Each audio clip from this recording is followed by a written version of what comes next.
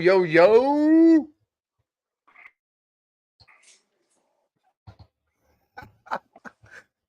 I don't think anybody heard that.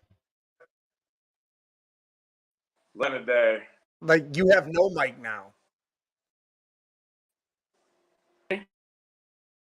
Like, none at all.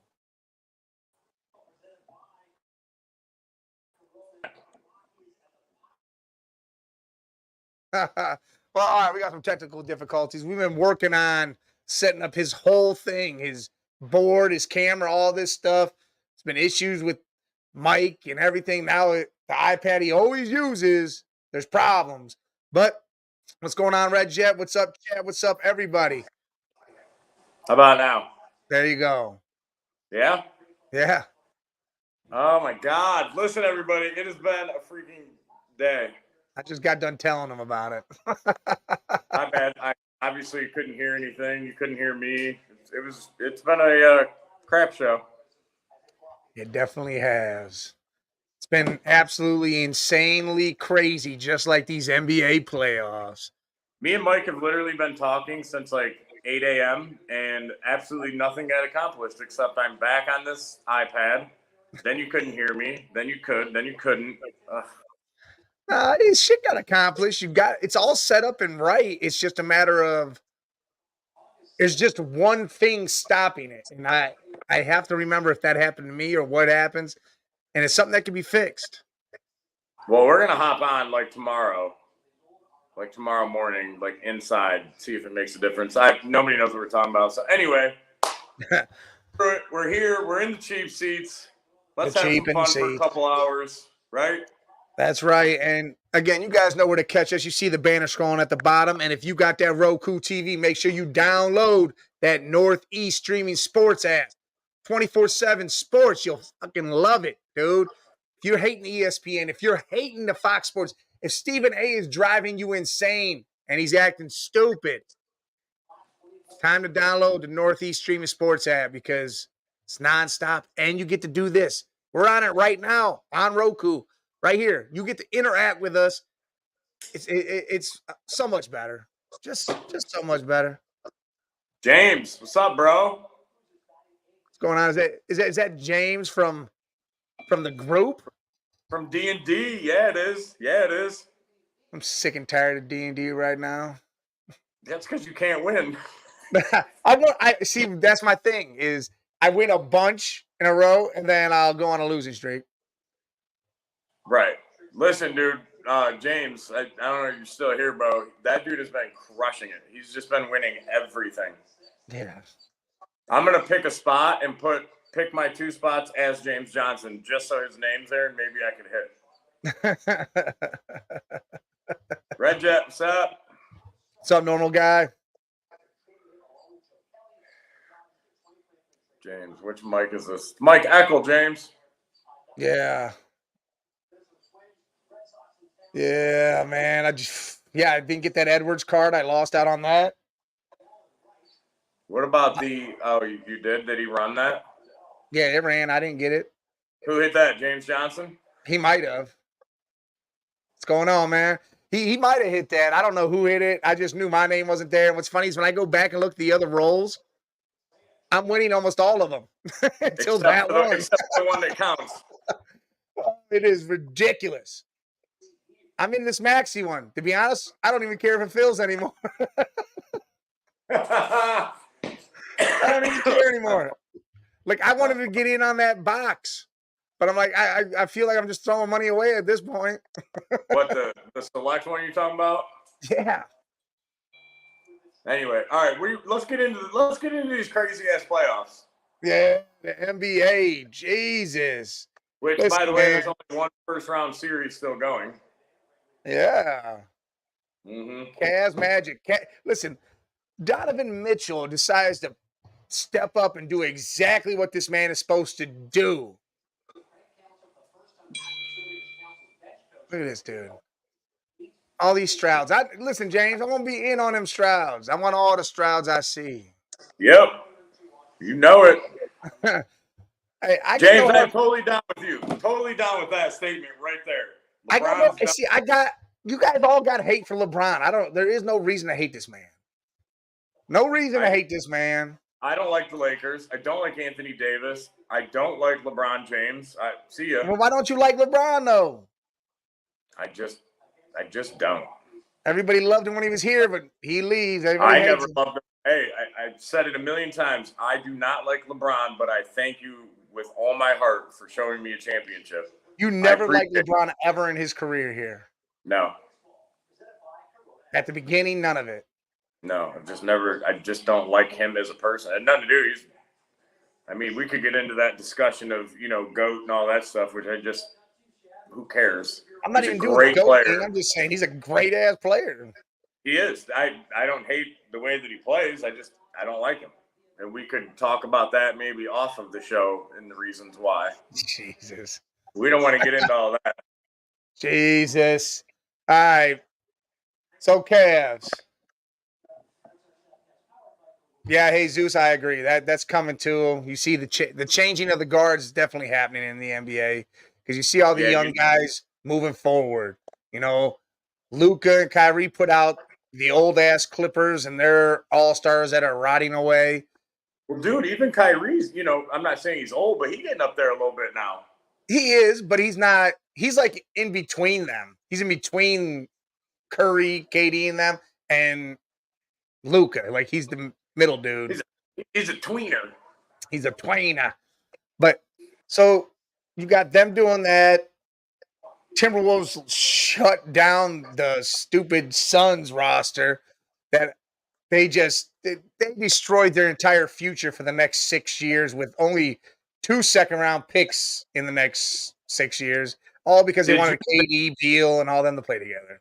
Did you think it was going to be that bad for them? Because no, not that bad. I didn't think it was going to be some crazy superpower thing, but I didn't think it was going to be this. Dude, when they signed Beal, I was like, it's a solid-ass move. Like, I really thought, looking at them kind of maybe not, championship, but certainly not getting swept in the first round either, dude. Well, yeah, it was a gentleman. Well, yeah, swept. Yeah, I just Beal. Beal's a great player when he's playing on the court, not when he's hurt every other damn game. Correct. Beal is not Beal 2 years ago. Oh, he's not Beal fucking any years ago. But you see the big rumor, dude. Knicks are going to do whatever the hell they have to do to get Booker next to Brunson. Yeah, and that's fine. Good. I would love Booker in New York. I think that'd be great for them. I don't want Booker in New York. Then we got to play them. I don't want to see that. I can tell you, Brunson. I don't know though. I don't know how that works either because I feel like obviously Brunson, the ball's going to be in his hands. And I feel like, I don't know, maybe I just think that because Booker kind of ran the point a little bit this year. So, you know what I mean? Your opinion kind of changed a little bit. He still had a great year. And maybe he didn't have as great of a year as I think he did. I think he actually played better off ball than he did, running point this year, honestly. He had some solid games as a point, 12 assists, whatever. But I think he actually played a little more easy and comfortable when he was, playing shooting guard and off the ball a little bit. Booker they shouldn't have done. In my opinion, they shouldn't have touched somebody like Beal. They should have actually got a point guard like a Mike Conley, like what's his name? Brain fart that Boston. Who are you talking about right now? Suns, like I called Holiday a long time ago. Before the season even started, I said, me and Jay were discussing this. I said if they got or maybe I wasn't on Jay show, maybe I was with Bobby G or something. I said if they got a Drew Holiday to go there or pulled one of these point guards that are playing overseas right now, Kemba Walker. Kemba Walker's over there scoring 70 fucking points and having a quadruple double and shit. Pull him and put him on that squad and then let KD and Booker do their thing without Beal. Put Booker at the 2, KD at the 3, Kemba at the 1. That'd have been slick to me. And that's why I said like a Mike Conley. I think that's the type of player that they needed. Mike Conley, Drew Holiday, that type of dude. Well, yeah, they needed a pure point guard. You signed Beal, and Beal and Booker are the exact same player. Well, Booker's better than him, but yes. I'm not saying skill-wise. I'm talking about like what they do. They're the exact same players.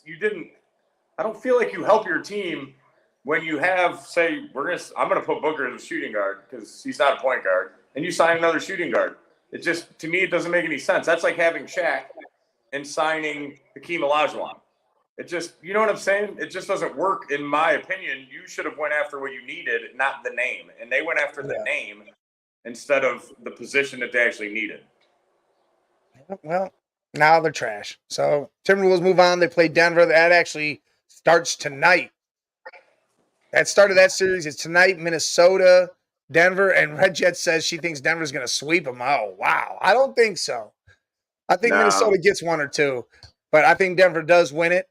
I think they definitely win that series. But Timberwolves, Ant-Man is for real. They got the pieces over there.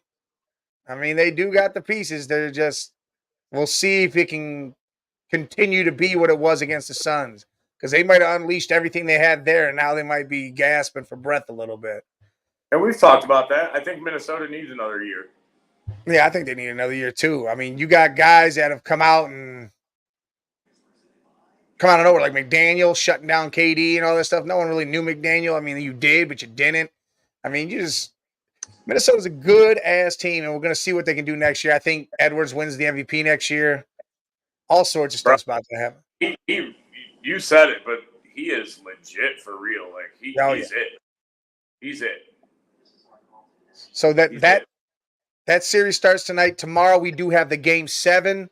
Orlando did force it, even though Donovan Mitchell had 50 damn points. We didn't have a Jared Allen for the second game in a row, which I think that cost us this game because with the way he scores, 18 and 16 is what it is. 18.16 rebounds, and it's like consistent.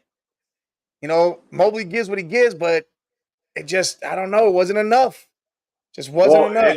When Allen's not there, you have more of the defense looking at Mobley than you do with Allen and Mobley. That leaves both of them, one or the other, take your pick, a little more freed up. When you don't have Allen or you don't have Mobley, the other one of them, either or, they do not play as well because they almost need the other one to, I don't know, take a little bit of the defense away, or you know what I'm saying?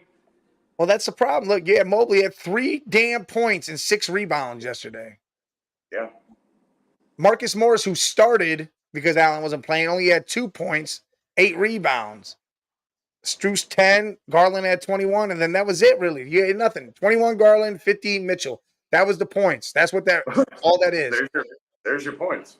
That's it. So now, in reality, they say a series doesn't start until an away team wins. That is the craziest situation to think about. Because now it is game 7. It's back in Cleveland. An away team hasn't won any of these games. It's been all the home team winning.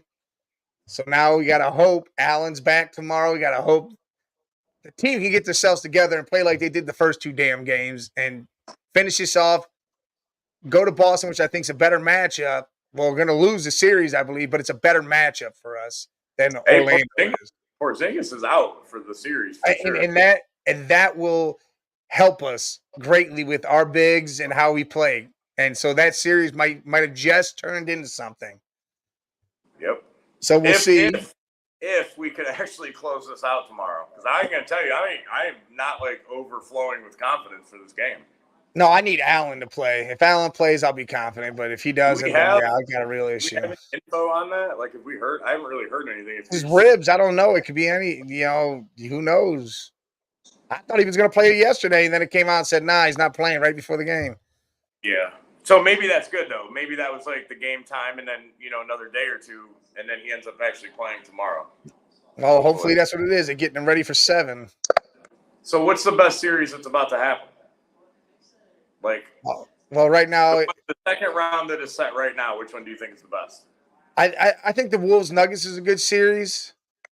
I think the Pacers Knicks will be a great series. See, I don't know. The Knicks are fucking hot, dude. I think the Pacers win the series. Ooh, really? Oh yes. You want to throw 5 on it? Yeah, I will throw a 5 on it. The Pacers are different than what the Knicks have seen. I mean, the Knicks played Philly, but the problem is you got a half beaten up Embiid and you got Maxey. No one on that team wanted to help until the end. Then you saw, Buddy Hield had 20. I can score now. Tobias Harris, he's hit or miss Zero. ever. Tobias Harris 0 in a series game. That's what 0. I'm saying. So you had a beat up Philly team, and it took you to 6. Like they took you to 6. And Embiid I don't know. I try not to look at like where they took you because it is the playoffs. Everything's different. I try not to look at it like that. If Embiid and Maxey can drag that team like that, I think Halliburton, Pascal Siakam, Miles Turner, Mathorn, and the other dude, Obi Toppin scoring. Dude, he's been having 20-point games. Obi Toppin has. Dude, they're doing all. If Indiana plays Indiana basketball, that's gonna be a great series. It's like the Knicks would have they would have to play their game. They would have to make it ugly and slow it the hell down, way down. Because if Indy gets off and running and they just let that happen, Indy will walk all over them. I agree. I would agree with that. I would agree. I don't know. I agree. Honestly, I think all the series are good. I do. I think they're all gonna be good. I love the OKC Dallas. I think that's going to be a great series too. I don't know. I don't know if OKC beats Dallas, but I think it'll be a good series. I can see it going 6. I can see that going 7. Yeah. Luka and Kyrie are balling right now. They're just balling. And then if they get help, if Wofford comes off the bench and helps, if the other pieces fit in and start helping here and there, that team's unstoppable. Correct. You don't need those other guys. We'll call it the other guys for Dallas besides Luka and Kyrie. You don't need them coming out scoring, 20, 30 points a game. You need, say, 4 or 5 of them scoring 10, 12 points. Grabbing 6, 8 boards, 4 or 5 assists. Like, that's what you need from the other guys on Dallas, in my opinion. Because Luka and Kyrie can get you the points. You just need, like you said, a little help here and there. Agree. And Jesus, real quick, you said what age is old in sports? It's like your mid-30s. See, I think it's younger. I think it goes by sport. I think it changes with football. I think it's a little younger than that. I think baseball is a little older than that. Well, to me, it depends on position in football because you've seen quarterbacks go to 40 plus. Correct. But I think what I'm saying is like mid-30s is when you turn into a veteran. Like that's when you a veteran. Yeah. Yeah, no matter what sport you're no matter what you're doing, that's when you're a veteran. Like, not just because you've been on that team for so long, you a veteran now. Like, you the veteran. I don't care if you've been on 50 teams. You're still a vet, whatever team you just landed on. If you're in the league for 10 years, that's what it is. And most of these guys, that's how it works for some of this stuff. NBA, again, you see LeBron and what he's doing. Curry and all them are like 35. They're all getting up there. This is really when it's time for everybody to stop playing and everybody – they keep trying to push it longer, and they really do need to just chill out and stop. It does need to happen.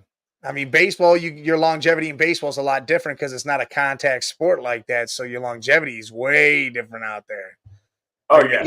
Ichiro played until he was like 50 or some shit, didn't he? That dude was out there hitting the ball forever. Ichiro. Yeah, how about Julio Franco playing at like 72 in Japan still? Julio, that dude was great. There it is, shaking that ass, and then bam, hit that ball out the park. Yeah, dude I'm pretty sure he was over 50, still playing in Japan. Ichiro was 50 playing here. Yeah, Ichiro is just getting ridiculous, bro. Ridiculous. Do you know his 10th ever? Oh, did I tell you that already? Yeah. That's just an insane stat to me. I don't care. It is. It's hell of insane. You think about it. That's crazy to me. Never batted under whatever the hell it was. Shit's insane. Yeah. Shit's insane. Never dropped below 300 again. That's crazy to me, dude. Crazy. Yeah. I'll tell you a quick thing I seen today. Do you know Quan for the Indians? 56 straight at bats right now without a strikeout. That's crazy. He's still 16 away from the Indians' record. Vizquel has it. I think it's 72 straight. I know a stat about Omar. I got this off the binge bite. What you got? He is one of 4 players to hit a home run in 4 different decades. That's kind of insane. How is that possible? Listen, because the list is like Ted Williams. There's Covey. But that means you would have had to play. Look, when he retired, no, that could have been like 22 years. That could have actually. He retired in what? 2012. He had 2 home runs that year. That's usually what he had for a season was like 2 to Yes. 5. I gotta look it up. He's got like 200 over time. Listen, Jesus, I get what you're saying. They're never gonna do that because baseball's longer than that. You can't. You got guys playing until the middle 40s still producing. Like we just said, Ichiro was well into his 40s. Batting average never dropped below 300. You're not going to pay that dude league minimum, and he's still producing like a stud. It's just not happening. If you can still produce, you still get paid. Listen, 30 I don't years care old. how good the young guy is. If the old dude's still producing, you're not putting the young guy in if the old dude's still getting the job done. 30 years old at baseball is nothing. Like, absolutely Well, nothing. I know, because you got to think, sometimes they don't get brought up from the minors until their mid-20s. Correct. So Major League Baseball's it's a longer thing. You can't do that. Like I get with football, yeah, that time it turns quick in football. Basketball's a little right now. Football, 1 year to the next. It's like right now. It's a blink of an eye thing for football. Basketball, it's a little longer, but baseball's the longest thing because again, it's a non-contact sport. You don't see crazy injuries that put you out unless it's like Tommy John's or something. But listen, again, you can disagree, Jesus, but the reality of it is if you go look at baseball right now, go look it up right now. The players getting the big money are almost all 30. Like they're not 24 years old. But I will say part of the problem with that, I'm going to go devil's advocate with you on that statement, is because they're now signing those 8, 10, 12-year deals. Yes. So older guys are making more money because they signed that deal when they were 25 or 26. Well, see, that goes to my case is they're going to get the money regardless because of that. Because they signed 10-year deals now like that, where it's crazy where you're getting $350 million for 10 years. That's just what it is. Well, real quick, 30 years old in baseball, you could decline to where, say, your 20s, you were a 310 hitter, right, for average. All of a sudden, you turn 30, 31, and say you're batting 270. If you're still ripping 35 homers a year, nobody gives a shit that you're now batting 270 instead of 310. You're still making $15, $20 million a year because you're hitting 35, 40 home runs a season.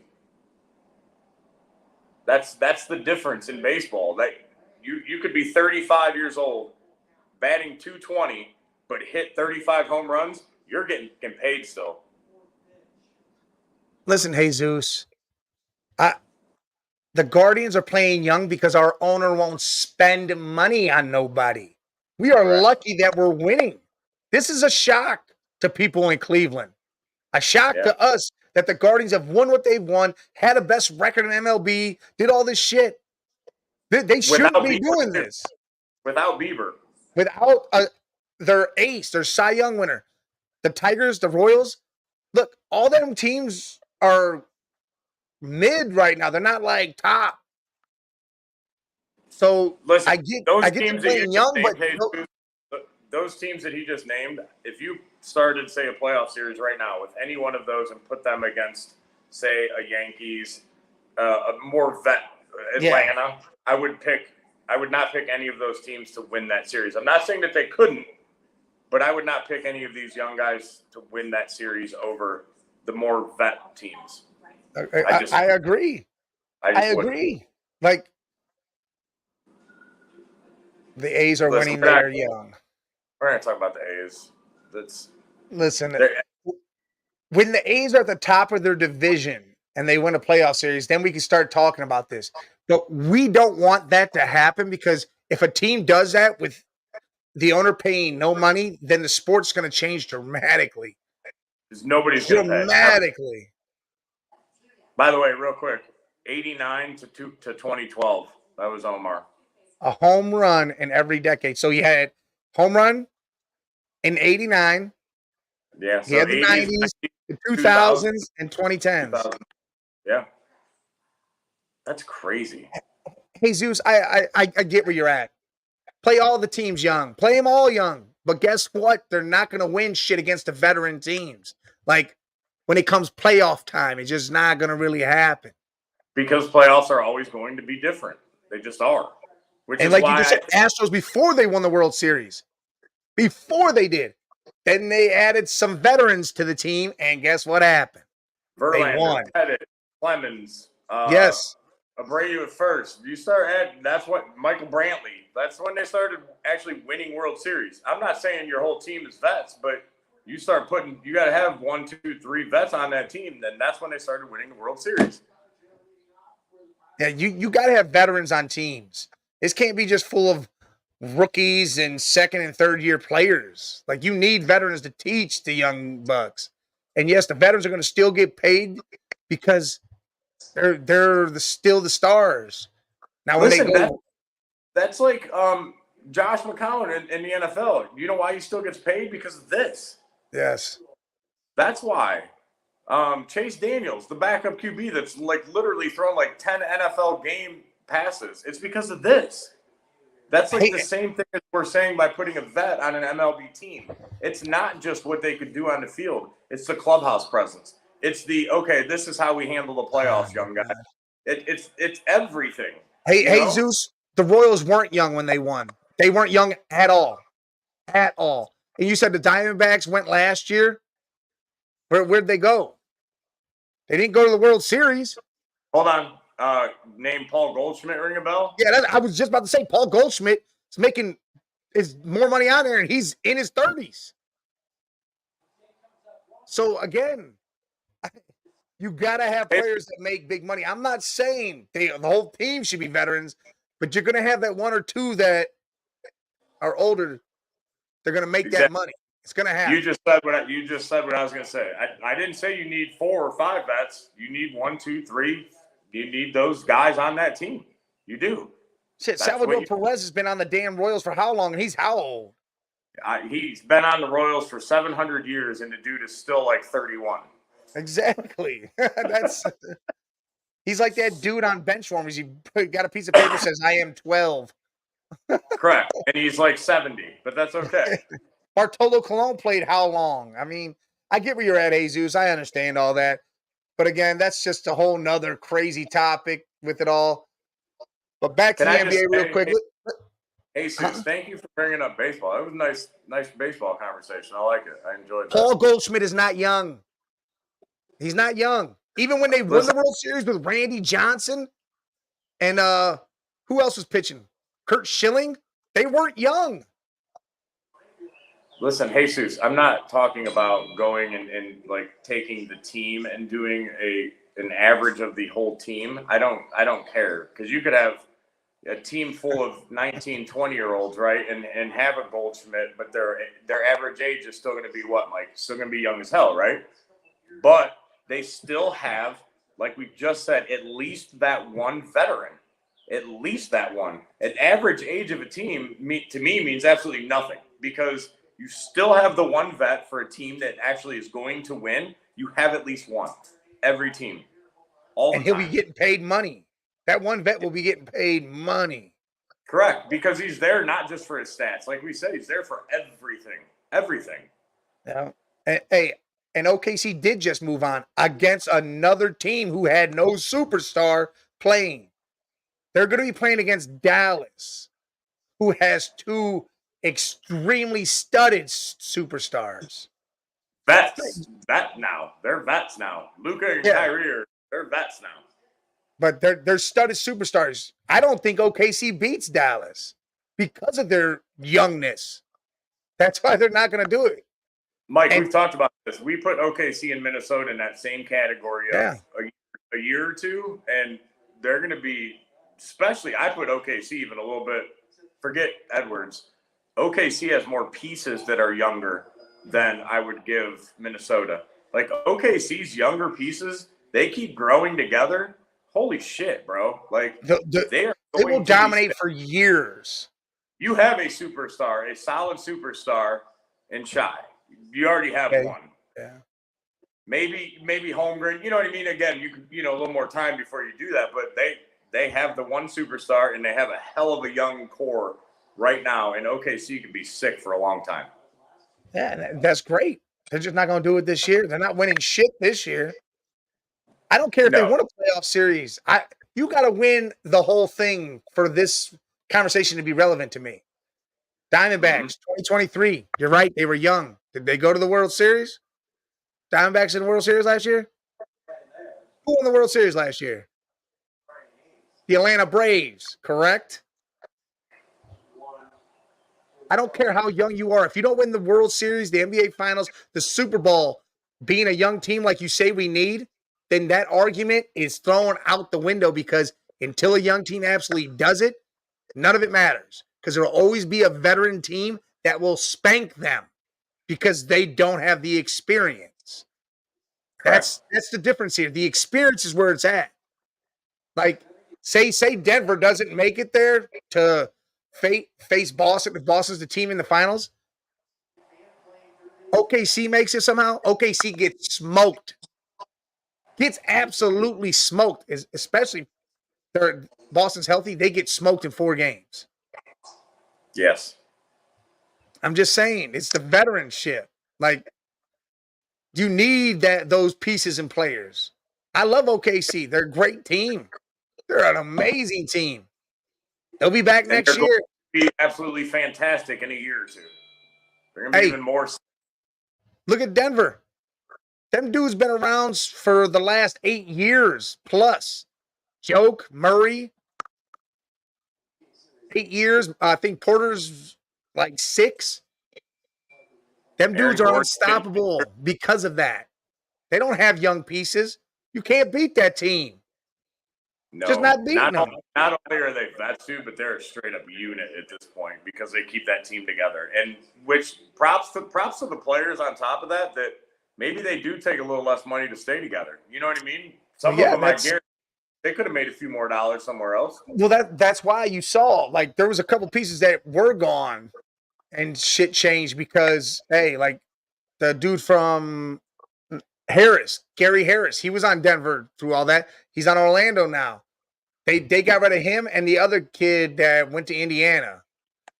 And they said we could deal without you, and they were able to. But they kept that starting core. They kept that starting core together. Yes. They kept the 5 and the 6. Well, no, the 6 guys actually went. Yeah, you do that with that sort of team, and then you can kind of, plug and play with the what the hell's the word with the bench, the other players. Yeah, those types of dudes. A rotation. I get what you're saying. All right, look. One last thing on this, and then we're gonna move on to something else. Diamondbacks were young, and it was an accomplishment. Hell of an accomplishment. But as they say in sports, if you do not win the whole damn thing, what did you really accomplish? Guardians have been young and made it great in the playoffs for the past few years, but guess what? They ain't won shit, so I don't care. Yeah. Indians go to the playoffs. If they don't win the damn World Series, I don't care. Nope. I'm not going to be like, yay, woo. Those players aren't chanting, hey, at least we made it this far. No. You got 1 year to be young. Like, hey, this year, Jesus, if the Diamondbacks don't win the World Series, that whole young shit's out the window. Because they went to the playoffs last year being young. So now this year, they're another year older, another year together. They should win the whole damn thing if that's the case. But they're not going to, because you have a Dodgers team that's in their way. You have a Braves team that's in their way. You have that Giants team you were just saying is full of veterans. They were winning games. I don't know if they still are, but they were. But all right. Go ahead. My bad. Let's get back to this. You got the series starting. Denver, T-Wolves. We both say Denver. About 6 games, right? I might honestly I might go 7. I think All right. Edwards. All right. I think just because Edwards is playing so well, he might carry an extra win or two. For me, that whole series depends on Gobert. All right, so Denver wins no matter what, 6, 7 games. Yes. OKC, Dallas. I think Dallas beats them in 6. I'll give OKC wins. OKC. You're taking OKC? I think OKC beats them. All right, well, I'm taking Dallas in 6. You're taking OKC. What do we have the 5 on already? Oh, the Knicks? Yeah. Yeah, all right, I'll do the 5. Okay. And then we're both at ends with Indy, Knicks. I think that could be a 7-game series, 6, 7-game series for sure again. That one I almost feel like is a little pushed to the side, but might actually end up being the best series out of those 3 so far. I'm gonna love that series. But you gotta like the difference, because there's a big difference between Eastern Conference and Western Conference basketball. That's going to be an Eastern Conference series. It's a little more Eastern Conference to me. Those 2 teams still a little old school to me, which I like. Miles Turner, the big man, plays big, does big man things and stuff. He's not shooting threes like the rest of the damn league. This is going to be the first series that they're actually really going to miss Randall. Yeah. And then they got Pascal Siakam down there too. It's going to be a little rough. And Obi Toppin's coming back. He was a Knick. Now he's a Pacer. He's coming back, so he knows what all that's about, knows what these players are about. It changes everything. Big ass chip on his shoulder coming back to New York. Yeah. Okay, so we'll go. Let's go the 4th series. We'll say Cleveland, Boston. We'll pick both if Cleveland or Orlando win. You got Boston over either one? Yes. Yeah. I'll tell you right now, though, if Kristaps doesn't come back in that series at all, I think Cleveland makes it a hell of a series. As long as Allen's healthy. They already said that's guaranteed 100%. All right. Well, then as long as Allen's healthy, I think that's a hell of a series. Boston should win it because they have JB and Tatum, but you never know how the team they've been that good because Kristaps and Drew and them. And if they can't all, they might fall apart. But I still feel Boston. I feel Boston beats the hell out of Orlando. If Orlando beats Cleveland, I think they beat the hell out of Orlando. For some reason, I don't think Boston-Orlando is a series, but Cleveland-Boston without Porzingis, yeah, I think you see a lot of Allen and Mobley actually doing their shit in there, and that's huge. And you don't see Allen chasing Porzingis out to that 3 line, which leaves him inside to play defense. That's huge. Because, listen, Orlando's getting a lot of luck with this 3-point shooting they've had lately. They don't usually do this. Like, during the season, they were trash. They're getting lights out with 3 points later, and it's been crazy. That's not going to happen again. Thank you, sir. Get out of here. Yeah, so that's how we have it there. Boston winning anyways. We'll leave the NBA to that. It is nuts right now. It is going crazy. We're going to see the start of it tonight with Denver and the T-Wolves, so that'll be a good game to watch. To be honest, I don't give a shit about the NBA tonight. My watching will be done with boxing. Canelo boxes tonight. That'll be. I like the card. I like Canelo fighting tonight. There's also a UFC card, 301s tonight. There's a couple good fights on that. I wasn't super impressed with the UFC card. I mean, there's a couple good ones, but I wasn't like over. No, yeah, there's a couple good, but it's not like crazy, over it all. Right. June 1st, I think June 1st is going to be hell of crazy for both boxing and UFC. That day is going to have 2 amazing cards, and I can't wait for that either. And I'm thinking that's the weekend I'm going to really try to aim to come up there. So I don't know what we're going to have to do, but. What's the date? June 1st is a Saturday. The weekend after Memorial Day. Come on up. Yeah, I know you don't got BK, right? No, we just have. You can go to the game then Friday. Yeah, I'm gonna go to the game. I'm gonna sit on the opposing side and yell shit at you.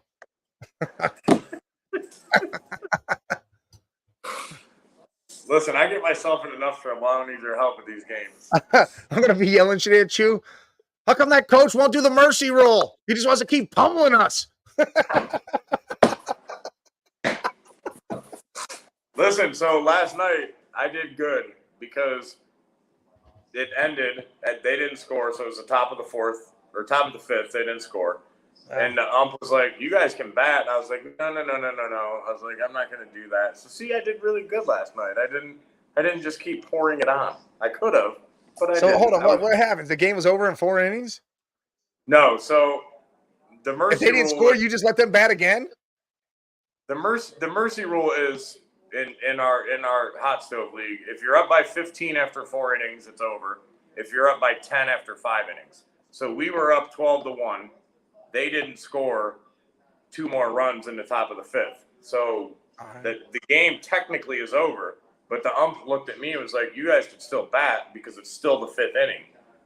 And I was just like, "Nah, like it's cool." You guys should have went out there and practiced your bunting. Everybody just bunt. Nah, I'm good. Swing for the fences, boys. Dude, Tyler, the one player on my team last night, he was about 8 feet short of hitting it over the fence. Damn. You're gonna hit one this year. You're gonna hit one. Hell yeah, them PEDs are helping people everywhere. Everybody listen. We're 2-0. 2-0. 20-1 win and a 12-1 win. You hear that, guys? Cheating ass ways. 2-0. Using PEDs. He said cheating ass ways. Yeah, I got BK over here. Getting swolled up with the roids. Swolled up? Well, that kid Tyler hitting one almost over the fence. That sounds like a steroid problem. He just happens to be the biggest kid on our team. So he's the one that had the note that said I'm 12. He's the one that I was telling. He's the one I was telling you that throws like 70. Yeah, see, he's actually 14. No, he's 22. he Rolls drinks up in his up there. He got the Trans Am with the cigarettes rolled up in the sleeves. That's right. Hell yeah. Blaring White Snake. Blaring the White Snake. Man, I wish I could do a live and just let everybody watch our. You can. Play. Fantastic. You can do it live.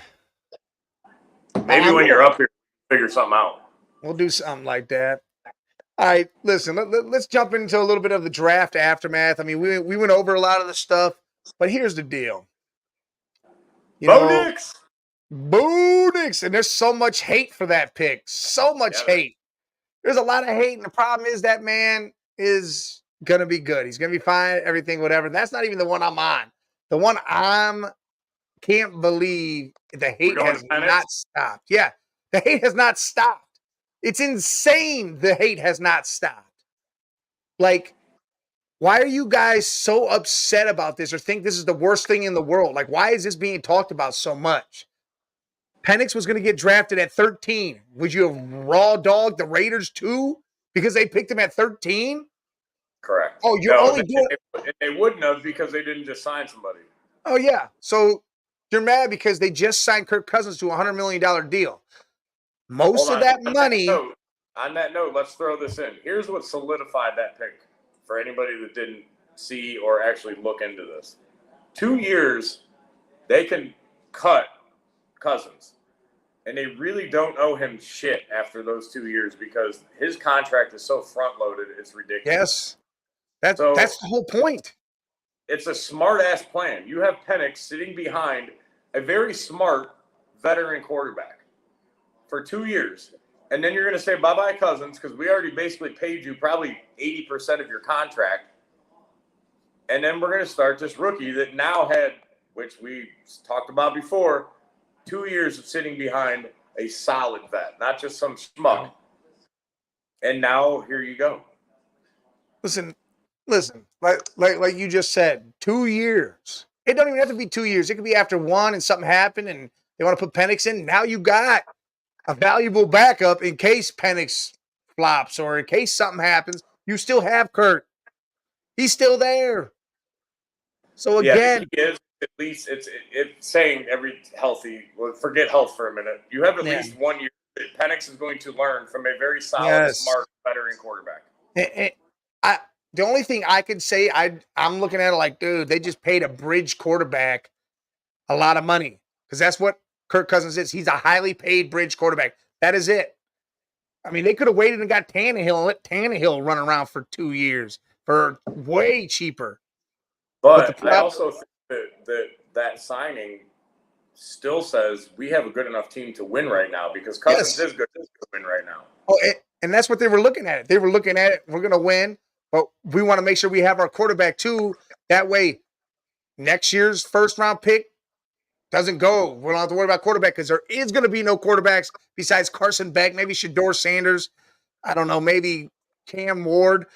There's not really going to be no quarterbacks next year. So now they can use that pick on a defensive player, and they could use a lot of their picks on defense. If they can solidify one side of the ball, they can load up on the other side. And got no problem with it. Their offenses, say Penix, that offense is young and studly, bro. Pitts, Bijan, London, like that is a solid young offense. You're good right there. Like you said, you have to at some point you have to look at, okay, who's going to take over for Cousins? This was the quarterback draft. So why would you not just do it now? Let the guy sit, which is exactly why they front-loaded the shit out of Cousins' deal. Because that was super brilliant. Yep. Now we're going to take our dude this year. We're going to let him sit and learn. And then we're going to throw him out there with the rest of our young dudes who have a little bit more experience. And we're golden on that one. And like you said, now we just go draft defense, and we're going to bulk that side now. It's actually super smart. It is. And the Packers do it all the damn time. They draft a quarterback in the first round and let him sit for 3 years. Everybody says about age. What do you mean? Every single quarterback they ever got sat for 3 damn years. So far, it's worked out pretty good because I got to tell you, I don't think Jordan Love's going anywhere. So I think J Love looking great. You guys got to stop this hate on this shit. Everybody. I will say that we even said draft night we were shocked by the pick. It took me shocked as hell, but it took me a little time to actually, like I said, sit back, go over everything in my head, and really look at that pick. And if you don't sit back and do that, you probably are still mind-boggled by why they did it. But you got to take a step back and look at all of the details, the front-loaded deal, the sitting for a year, that there is no quarterbacks next year. You got to look at all of it to actually understand why they did it. And if you do that, it's a completely super smart draft pick. Oh, it's 100% smart as hell. Yep. And people got to stop riding this because everybody's out there. Oh, they get an F for that pick. They get this. They could have got Dallas Turner. Why? Dallas Turner slid for some reason. Why did he fall as far as he did? No one knows. But what I'm saying is you got to stop with all this shit. Let's look at their overall draft. I'm gonna bring up their entire draft. And by the way, that's why they're GMs and we're not. You know what I'm saying? That's why. Listen, their entire draft. They drafted Penix. Then they got a defensive tackle, which they needed. Feel like that might have been a reach. Braylon Trice, outside linebacker, which was great. Great value at this pick. Great value. Yeah, you see that. Then Brandon, they got another D tackle. Because they got their quarterback, and then guess what else they did? They went straight defense like we just talked about. Defense, yes. Linebackers, they did everything they needed. They got everything they needed. And got their quarterback for the future. And then I don't know. Not to go back to the Bo Nix thing, but again, that's why it's super brilliant.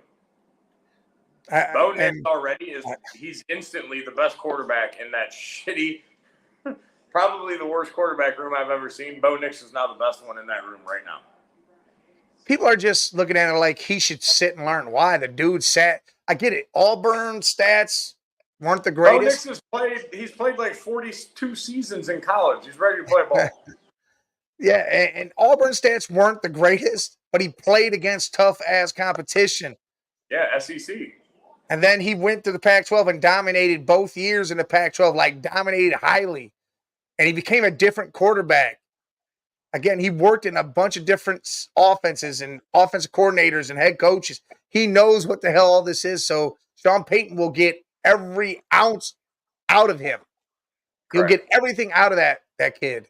They just need to add other pieces to the team to make that team legit. That's why I said they were in a mid-rebuild. I did a divisional ranking. All right. So on TikTok, you can do a divisional ranking where you put teams, 1 through 8. Start at the bottom, of course, NFC South. Don't know what the Falcons are going to be. They've gotten some pieces together. All right. Bucks are the Bucks. Saints, you don't ever know anything about them. And Carolina's trying to do something. But again, that division is the weakest division in football. Wide open for somebody to take it. Oh, yeah. Every team could take the damn division, but it'll be like last year. They'll be 9-8. If Baker plays like Baker played last year, Bucks run away with that division. I think the Falcons win it. Oh, see, yeah. I like Bijan Robinson. I think Bijan Robinson has he could go off for 2,000 rushing yards. I think a lot of next season for the Falcons is on Cousins' shoulders. Yeah, listen, I like the Falcons to win that division when it comes time. Like when we do that show, we'll get into that, but I like the Falcons. Okay. Next, and people love my list, but there was some people that were like, I don't know about that. I have the AFC West. Okay. Chiefs are the only thing holding that division up. Chargers, rebuild. Broncos, rebuild. Raiders have a good team, no quarterback to lead them. So you literally just have the Chiefs. They have O'Connell and Minshew as their Hey, Mustache Mania is going to do some things, but I just still think, again, with the other two in rebuild, and this is a division as whole, I get Chiefs are Super Bowl champions, but they even had a rough time last year. They got lucky. Baltimore all of a sudden said, hey, you know what? You run the ball well. Let's try passing it this game. I was just going to say, should we revisit that? Then they got lucky. The Niners changed up their damn game plan with McCaffrey, too, because the Niners should have won the Super Bowl. So I don't know. They had 2 teams in a row, I feel like, literally handed them the game. Yes. So, again, they have the Chiefs. Next division, next slot, it was iffy for me. But I went with the NFC East. Redskins. Who knows? You never know. They could have every draft pick in the world, and you still don't think they do shit. The Giants the Giants are going to giant. I mean, that's really what that is. They don't know what they're doing over there, and they got Danny Dimes or Daniel Jones. You don't know if Danny Dimes will ever show the hell back up. You have the Cowboys, who do have one of the best regular season quarterbacks, and Dak. They got CeeDee Lamb. They have a good defense. I mean, so they can win games. They'll do all right. And then you got Philly, who has all the pieces in the world right now. Saquon Barkley, Devontae Smith, A.J. Brown, Hurts.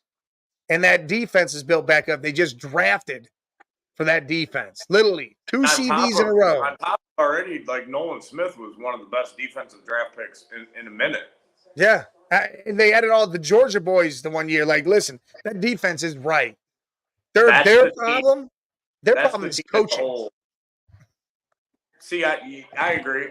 That's the team that the entire season rests on the quarterback's shoulders. What does Hurts do? Well, I can't say that. I think he rests on Sirianni. Can Sirianni coach his team or not? Well, this is his last. This is it for him. If he doesn't do something or come close to winning the Super Bowl or win it, he's gone. And this is where I would love Bill Belichick to step in to that team right there, because I think it fits him. He'll change out Hurts, but it'll be changed out for somebody that he knows and can play his ball. But he doesn't work with the offense. So as long as his offensive coordinator is someone he trusts and he wants, whatever, it's the defense that has the pieces that he loves already. And that's why I love Bill, because he hires the coordinator that he likes, that he trusts, and goes, here. I don't give a shit. I really don't care what you're doing over there because I already trust you. Go ahead and take control of it. But I was going to get to this point. for Sirianni. They literally had I'm not going to say great, but a really good running back last year. Mm-hmm. You know how hard it is to upgrade when you already have a really good running back? Yeah, it's hard. Upgrade. All the pieces now, the GM went, here you go, dude. Like, this is it, bro. They like, brought in all the old school consultants. Hey, you're going to consult. You're going to do this. I mean, it's crazy. The Eagles don't do something this year. That's a whole problem. And they just gave Brown and Devontae Smith extensions. You got Barkley for 3 years. So they will get rid of Sirianni so they could throw somebody in there that knows what the hell they're doing to get the job done. Maybe Vrabel even steps in there. Because got the defense. That team's ready to win right now. Oh, right now. They should win. They should be a contender in the NFC. So I put the NFC East there. The team I battled them with was the AFC South. That's Jacksonville, and that's that division, right? Yes. So you got the Texans and all they've done and what they're looking like. That's over. That division's over. Yeah, I get that. You got the Colts. If AR-15 comes back, that team's ready to win. If AR-15 comes back and he plays extremely well, that's another team that's going to have to be contended with. You have the Jags, who I believe are about to come down the hill. They're at their peak. If they don't do something soon, it's downhill time, and that's a rebuild. And then you got the Titans, who have a new coach, who've also drafted good. Well, Will Levis could be something there. They picked up Tyler Boyd just recently. Yeah, Will Mayo. Look, so that team's in a rebuild, but still, to me, those 4 teams outdo the Skins and the Giants. Oh, you know what I'm saying? So that's why, I mean, the Titans are the only team in that division that you'd be like, they're not going to make the playoffs. The other 3 can make it. If Levis comes out and plays, I think they still jump another level. If Levis comes out and well, you got DeAndre Hopkins, you got Calvin Ridley, Tyler Boyd now. Listen, you got a nice wide receiving core for him. Plus Spears is a hell of a younger back there. I like Spears a lot. Well, Spears, they got Tony Pollard. I know, and I like that combo. That's what we talked about. That's what Pollard needed. Pollard was not that dude. Oh, yeah, he needed to change his scenery. He needed to be definitely a big change. But it wasn't even change of scenery. He needed that other guy next to him. Pollard's not a 4-down back. He's just not that guy. No, well, yeah, he needed that too. And they weren't using Deuce Vaughn in Dallas at all. Well, the dude's 3-1. The dude can run, though. But I know, I get it. I don't know. Dallas goes out and actually has no running back now. So they got Royce, Old Man Freeman. And Zeke. Yeah, they brought old-ass Zeke back. They got Rico, and then they got Deuce Vaughn. Uncle Rico? Right. Huh? Uncle Rico. But so the AFC South. I bet they can throw the football over those mountains. That's right over them. So you got the AFC South at 4. Now your top 4 would be what I have next. I had NFC West. The Niners, who are always involved in it. The Rams, Seattle, are always battling to get in. If not, both of them make it. They're battling. The Rams, the second you think that they're old or they're kind of they're in it. They're in the playoffs. They still win 9-10 games, and they're in the playoffs. They go out and play ball. So you got that, and then you got the shitty Cardinals. But those 3 teams, I mean, are where it's at. Who's the 4th in that division? The Cardinals. Rams, Seattle, 49ers. That was the one that's the one I was missing. And then 3rd, I did the AFC East, which again, you got the Jets, who I believe will win it. If A-Rod stays healthy, they win that division because that defense is top 5. That offense has come a long way. They did exactly what everybody thought they should do. And it made sense, and it freaked me out because that was my shock pick of the draft. They actually drafted offensive line instead of going with Brock Bowers. I couldn't believe it. It blew my mind that they actually did something correct. Oh, yeah, we were live that night, and we were super shocked. And then 5 seconds later, what'd we say? That was the smartest, unsexy pick that they could have made. No flash whatsoever in that pick. Nope. But and guess what it's going to do? Smart, dude. That's what they needed. Look, they traded Becton away, and they brought in what's his name? Tyron from Dallas, that big ass boy from Dallas, their offensive line. You draft this boy, so now you're solidifying one side of your damn line. Plus, you got all them weapons. I think the Jets win the division.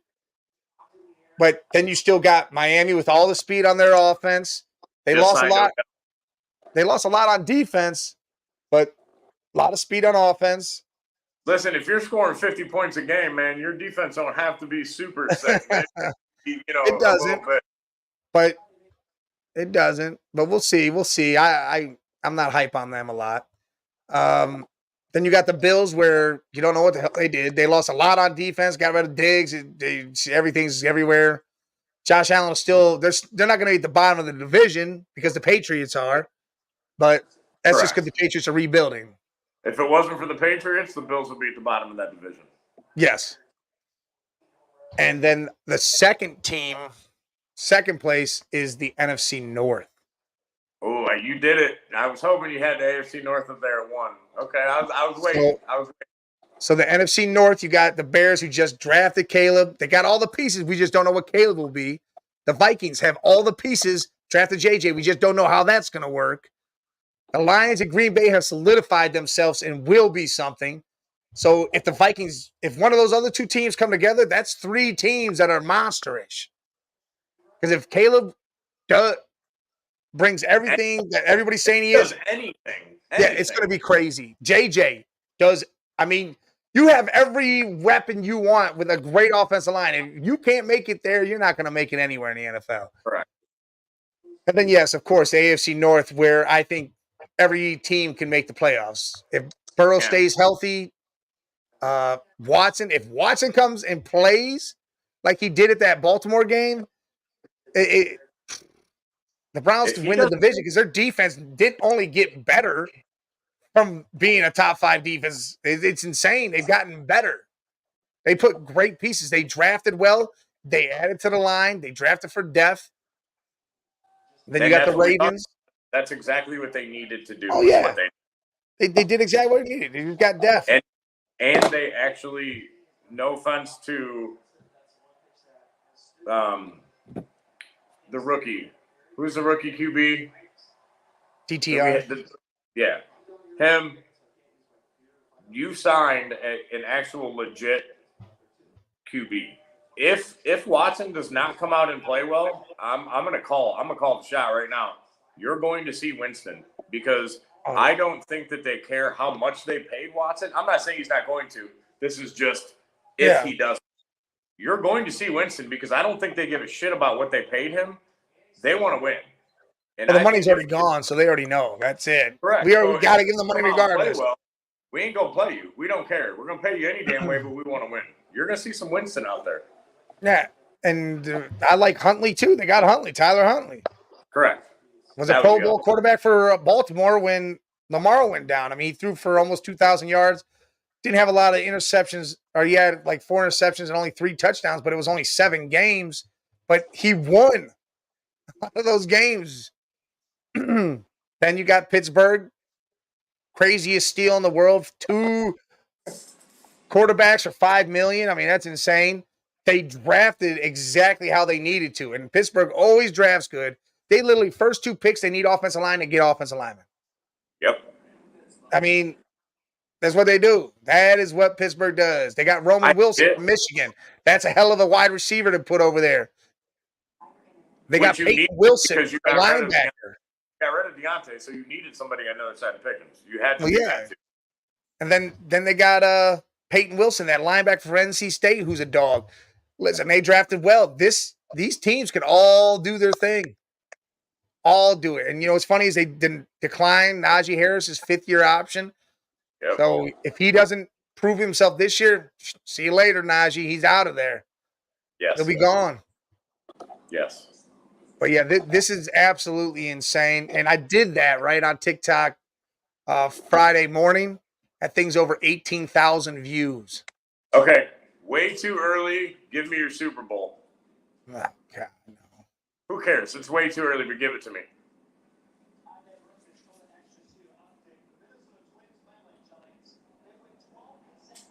Chiefs, Eagles. Yeah? Yeah. That's that what you're going with? Yeah, I'm going to stick with that. I'm going Jets. I'm having You a know real what? hard. What? Go ahead. You know what? I don't know. The Chiefs, they got worthy, but now they lose Rasheed Rice for half the season, if not the whole season. They still Yeah, did it with nobody fucking knows that. whatever. I mean, Nobody they knows. could do whatever. I just want to see the three-peat or them attempt it at least. That was my whole point there when I look at it. Because, it's never been done in football. I don't want to see it done. By I want to see it because it's never been done. Browns are going to start this year with year one, and then we'll go to the next two after that. Hey, I like the Jets pick. If A-Rod stays healthy, I like the Jets pick. Correct. So I'm going to go Jets. I'm actually having a really hard time with the NFC. I do like the Eagles pick. I'll be honest with you, I can't pick against the Niners. It's hard to pick against them. That's why I'm going to throw it out. I'll go Jets Niners. See, that's why I went the other way with it because I wanted to pick the Lions in reality. But I went Eagles because I like their team. I think their team's built and ready to play now. I agree. And I think it's like we talked about, as hard as it was, Barkley actually was an upgrade. And it's hard to upgrade when you already have a really, really good running back for a season. It's really super hard to upgrade that spot. And they actually upgraded that. If Barkley, again, can we see him actually play another whole season? If he plays a whole season, high level, that's crazy. That will be insane. With Brown and Smith and Hurts, that's insane. And what the hell's his name? Dallas, the tight end. Go there. Oh yeah, go. Go solid tight end. He's a solid. Yeah, he is. He's good. He'll go out one game, dude, and he'll catch 14 passes. He's solid as hell. I don't know. Probably a little too early on the NFL. That was way too early. But it's fun to talk football, especially now. Free agency's basically done. Oh yeah, now it's quiet time now for NFL. It'll be, you got OTAs going on or a voluntary mini camps going on. Then OTAs will start coming. But it's quiet. It is quiet time. But now you could open up your mouth and talk to us about baseball. Shall we? What else are we gonna talk about? I mean, I don't know. Where do you want to go? You want to go surprises? Tell me how you feel. Give me your thoughts on the season so far and surprises. I'm having a hard time thoughts on the season because I'm watching my Guardians play way better than what I expected than anybody expected. Yeah. The second Bieber went down, which you stated earlier, Cy Young winner, Indians top pitcher. He's a top 5 pitcher in baseball. He's not even just the Indians' best pitcher. Yeah. He's a top 5 pitcher in baseball. I really, in my heart, not that they were done, but that's a hell of a loss. You didn't lose your 3, 4, 5 starter. When he went down, I really was like, oh, man, that's huge. They've come together. They've battled. It's going to come to an end. And as much as I hate to say it, they're not going to keep it up. Again, there's no power. Your vet is Jose. And no offense to Jose, I love Jose Ramirez as a player. He's not the clubhouse leader. He's not that vet that we were talking about, like the Goldschmidt, the Nolan Arenado, that sort of vet. I unfortunately think it's going to come to a halt because at some point, dude, you're going to look up and go, holy shit, we don't have Bieber. And that's going to hurt you real quick. Reds look fucking great. Reds look super fantastic. De La Cruz said, oh, I can't hit for power. And he came out and just started shoving home runs up people's asses. De La Cruz, man, that kid is sick. Mookie Betts said, "Who the hell is Ohtani? Let me show you what the hell I got." Mookie Betts he's leading baseball in homers, batting average, hits. Like Mookie Betts, by the way, is one of the most underrated players ever in the history of baseball. He is so fucking phenomenal. And on top of the fact that you moved him to fucking second base. Like, nobody talks about that. That's huge. That's mentally huge. That's a hell of a difference from the outfield to second base. And the dude is still batting, 380 and smacking the shit out of the ball. Mookie Betts is tearing it up. Absolutely tearing it up. Ungodly. The rookie pitcher for the Pirates, if they don't bring that dude up, I don't know what the hell they're doing. The dude is he is tearing up the minors, like tearing it up. I think last time I looked, he had like 32 innings pitched, 1 earned run, like 1 million Ks. He's only walked like 2. His ERA is like 0.07 or something insane like that. He's just mowing. It doesn't matter who you're putting in front of him, mowing it down, mowing him down. I was watching a Pittsburgh game yesterday when I was sitting I went up to the bar to get some wings. And what's funny is I saw a player. I was like, dude, is it Andrew McCutchen? And it wasn't him. But the player looked like Julio Jones. And I saw the fan. I'm like, dude, Julio Jones plays baseball now. And he retired and went to the Pirates. Yeah, I'm like, his name's O'Neal something. O'Neal Diaz or it's O'Neal Cruz. O'Neal Cruz, yeah. And then I saw Andrew McCutchen actually come up with the bat, and I'm like, whoa. I was like, wow, that's a crazy shit right there. All right, so you got Mookie Betts doing his thing. I mean, straight smashing it, playing best baseball, and by the way, switching positions, doing everything. Yeah, it's not a surprise. I mean, Mookie Betts. But it's a surprise that it's this well, and not a surprise that it's this well, but it's. I guess again with him switching positions, that's a huge thing, and that could mess around with somebody's mental state, and it didn't. Like he said, "I'm still me," and he's still doing him.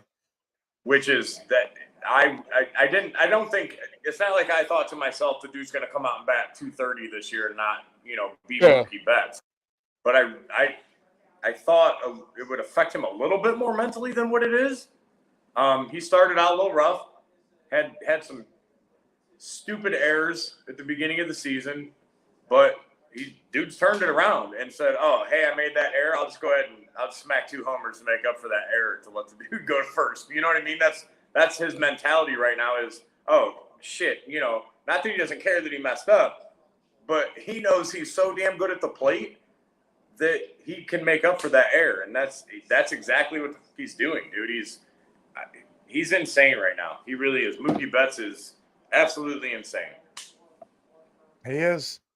He's insane. So you're surprised the Guardians doing what they're doing. Pittsburgh needs to bring up that. Juan Soto looks absolutely great for the Yankees. That's it's always hard to know what a player's going to do in that sort of media, that big city. Yeah. He's just eating it up. Juan Soto is playing Juan Soto baseball. Looks great. Looks fantastic. So you got a couple of different surprises there, or not surprise, just early in the season. Like, damn, it's crazy this is happening. Yep. Is there any team that shocked you of how bad they're doing right now? The Astros. Not that they're not straight trash, but man, you want to talk about a team all of a sudden just like falling off the map?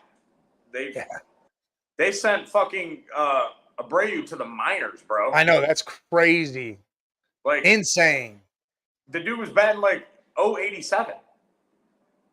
But that sort of guy, but I'll tell you what I like about that. That shows you that the Astros don't give a shit who you are. Don't give a shit what they're paying you. Don't give a shit how long you've been in the league. You're sucking. We're going to send you down, and hopefully you could fix that. That is, I wish that we had that sort of like shit here, because that's ownership. I mean, that's management, that's GM, that's coach going, we don't give a shit who you are. We give a shit that we're paying you whatever. Say he's making, $14 million. It doesn't matter. You're sucking, and we're not going to allow you to just sit up here and blow it. We're going to send you down. Yeah. That's huge. I love that move. And that's do you want to talk about shocking? That dude's not a 4-year vet. He's been in the league forever. Yeah. And they said, we don't care. Go down and fix your stuff. But, they still got Bregman. They still got Altuve. And it's just like, what the hell happened to him? Like, where'd they go? Yeah. Everybody's gone. That's probably the biggest shock is just what the hell happened to him? They just went somewhere. Let's check the standings real quick. All right. That was your biggest AL. Shock and bad. What's your biggest NL?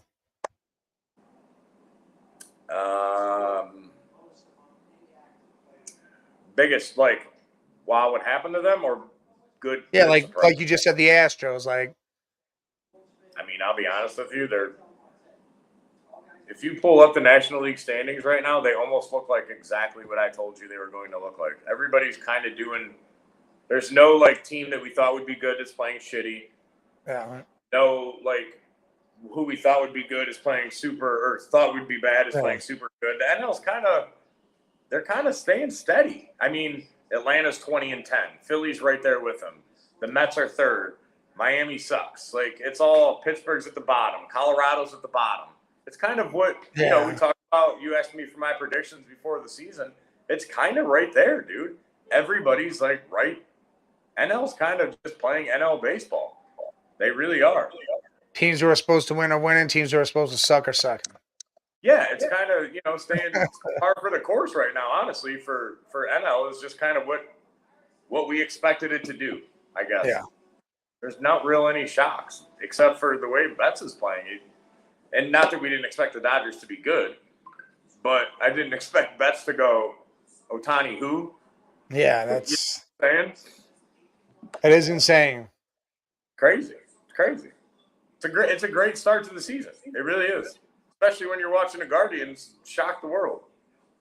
I was ready to wipe my ass with the Guardians at the beginning of the year. Yes, you were. Like, I'm done with these. Yeah, and then Bieber goes down, and I'm like, oh, I'm definitely wiping my ass with that Guardians. We're all done. Dom says Dodgers are such a disappointment. How? I don't know. Dom, why do you think they're a disappointment? They're winning the division. Mookie Betts is doing his thing. Ohtani's doing his thing. That's all you need. They're leading the division. Doesn't matter what their record is. They should win their division, right? I mean, that's what they're doing. Well, I'm glad baseball's interesting to you this year. I mean, it's a good sport to get into. Listen, it's always interesting. Baseball is great. Baseball, it's really one of those sports that a team can come out of nowhere and get on a run and roll through. And, it's a 4 million game season, which I do think we've talked about that. I do think that's part of the problem with getting maybe some of the younger people a little more interested in MLB, because it just drags. And you're in, you're between that like 70, 100 game mark. Yeah. It's like, who gives a shit? Like, oh, cool, we lost 10 in a row. Well, we still got 80 more games to play. You know what I'm saying? Like, unless you're like a real true diehard baseball fan, it's hard to stay like in depth in a whole season. But y'all, at the cheap seats, you ain't got to worry. I got your back. I'll let you know all season what the hell's happening. All season long. That's right. I got you. Soon to come to TikTok. He'll have some announcements. Yeah. Don't hold your breath on that, but listen, guess what? I talked to this dude since about 7:30 this morning, and I'm surprised it's the first time he brought it up. Boo. They need like an 82 game season. See, that's way too low. I'd be down with like that's cutting the season in half down. Or yeah. That's too much. I'd like 125, 130. I think that would be pretty legit. I would like that, but I don't know if you're ever really going to see baseball shorten it. I just don't think you're going to see it. They lose a lot of money. They ain't doing that. I ain't going to cry about it. I love watching. Yeah, you love it all. Baseball. I love it. You love it all. All right. Yep. So you were looking up standings. Yeah. I don't know. You were talking about the Astros and all them. Oh, well, I was just like, I wanted to look at the NL because I really, kind of thought that they were what they were. But, I mean, honestly, the AL's not, besides the Guardians, doing what they're doing, there's not a huge amount of shocks either. I mean, how about Minnesota, who I said was going to win the division, right? Look like shit. You know what? They got 12 wins in a row. See? Here they come.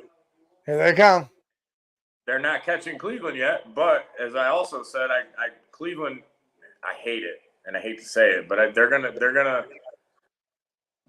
hit that ceiling, and it's just gonna come crashing down. Eventually, those 2-1 wins, those 3-1s, they're gonna go away because other teams are gonna start hitting. And BK, What's up, BK? What's up, bro? You just. I hate to repeat myself, but you have to eventually have people that can, hit the long ball and score runs for you. And they're not there. It's not like they have that guy and you just started slow. Yeah. There's not that guy on the roster. So it sucks, but and this is what they do though, right? They might squeak their way into the playoffs or whatever. And then that's it. It's all done. It's over. And now you don't even have Bieber to go out and, say a 7-game series, you could throw him out there at least 2 times, maybe 3, depending on, amount of pitches. You don't even have that dude now. So you're really in trouble come playoffs if you're that sort of team. Yeah. But Minnesota's coming 12 in a row. I told you, Minnesota's They're coming. That's a lot. 12 in a row is a hell of a lot of wins for baseball. That's a lot. That is. That is. Yep. It's not 22, but it's a lot. Right. But they're playing solid ball. They are. They're playing good ball. Dom goes, how you feel about Baltimore? I picked Baltimore to win the division. Yeah. And guess what Baltimore's doing? Playing Baltimore baseball, leading the division, baby. Those aren't Baltimore baseball. They're just playing good baseball because Baltimore usually doesn't play good baseball. The way that they've looked, it's Baltimore baseball with these young guys. Gunnar Henderson. Oh yeah, now I'm talking about before. Like you in Baltimore, what they suck. Right. Adley and Gunnar, they're no joke. Like they're legit MLB superstars for the rest of their freaking careers. And hella props to their scout team, huh? Like, yeah, way to pull it up and know how to draft. I don't know if what's his name is going to work out. The hell's his name that they just sent back down? Shit. What the hell's his name? The rookie. They just sent him back down. So why isn't he going to work out? Just because he wasn't working out yet? He's a rookie. Listen, you don't destroy the minors the way that he was, and then you come up here and you bat like 060. And then you say, okay, we're going to send you down to figure it out. But if you were batting 400 already down there, there's nothing to figure out. Dom. You know what I'm saying? I just listen. Some people just can't come up and hit major league pitching. I hope that's not the case, but I don't know. You can't. That's a hard guy to look at and go, hey, we're going to send you back down to fix it. What the hell do you want me to fix? I was already batting 400 down there. Yeah. So maybe it was nerves. He's super young. I think they brought him up way too early, honestly, to begin with. That's one dude that, because you're already playing well, you didn't need that guy to come up. That's probably the one guy that I would have been completely good, happy with. You should have let him sit. He's like a quarterback to me. Dude should have sat for at least half this season down there. At least. Well, so we're going to see. He might be all right. He might come back around. Yeah, I'm not saying he's done or he's done for. I just, like I said, it's really hard when you batted that well in the minors to look at somebody and go back down and fix yourself. Well, what do you want me to do? Like, I already did this shit down there, so I don't know what else there is to do. It's almost one of those, like, stay up here and fight through it. Stay here, fight through it. Let's see if you could hit major league pitching, because I can't send you back down. You already shown that you could hit minor league pitching.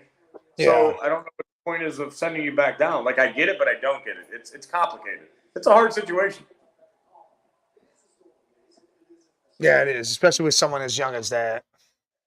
Yeah, super young, super hyped forever. I mean, you know, it's almost like a LeBron. Like, dude's been hyped since he was 10. You know what I'm saying? Like, Yeah. some people can't handle that pressure, dude. What about the whole situation with Mike Trout? I feel so bad for Mike Trout. I do. I he can't stop being injured at this stage. He's almost done. He's on a shitty team. The team's never going to win. Uh, he's one of, honestly, in my opinion, he's probably one of the greatest hitters that we'll ever see. He was so, I think he was so much better than anybody ever realized because he was never on a winning team. Yeah. I just feel bad for him. I feel bad that he can't stay healthy. I feel bad that he's always on a shitty team. The whole situation just sucks. He's hurt again, you know. And he was having a good season. The dude. The problem is, remember I told you this. He has like 6 homers with 8 RBIs because there ain't nobody else. Nobody can Getting on base. Right, and it sucks for him. But I give him props. He never asked to leave. You know, never asked for a trade. He wanted to be there. He's there, and I don't know. Then part of me thinks, did you not ever ask to leave because maybe you didn't want the pressure then of being traded, and now you get traded to a team that, you know, gave up X amount or whatever they gave up for you, and now you got all the eyes on you because now we it's expect on you to do everything. Right. Nobody expects you to do shit in Los Angeles. They just expect you to hit your 300, you know, hit your 30 homers and do what you do, and that's what he's going to do, and there's no real pressure. I'm not saying that for sure, but that's a thought that I've had. Maybe he wanted to stay there because he didn't want the pressure. Maybe. But either way, I feel bad for him. It's the dude just had a great / shitty career with that team. It sucks. It sucks for him. It does. It does suck. Yeah. Oh man. Well, you know what today is, right? Oh, don't do it. What? Are you gonna do it? What is it? What you tell me? What is today? It's Derby Day. Oh, I thought you were gonna tell me May the 4th be with you. I was gonna throw up. No. It's Derby Day. Kentucky Derby runs today. Yeah, I don't know anything about big events. I love. I usually go bet every year. I won't make it because it'll go off before the right. I won't make it to the track in time. But man, the Derby. How far I love are you that. if you were to go? How close From is it? Churchill? I don't know. Is it close to you? Let me look it up. Look it up, man. I would love to go. Didn't you just say you go No, there? I'm just talking about the track right here, like the horses over here. I thought you meant like to go there. I've never been to Churchill. I would love to. That's why I was asking how close it was to you. Red Jet birthday coming soon. Taurus Power, Red Jet. Best there is. Let's see. It says 117 miles. It's about 2 hours from me. There's a lot of shit within 2 hours of me that's like good things to do. You're kind of like in the center of like that listen, 2 hours. Indy's only 45 minutes, or Indy's like maybe an hour from me. No shit. Like we can go to Indianapolis and go see like the Big Ten championship type shit and all that stuff. Hell yeah. Yeah. I can go watch Caitlin Clark play. Her debut, by the way. 21 points, straight dogged. Dude, she was crossing people over. They were falling down.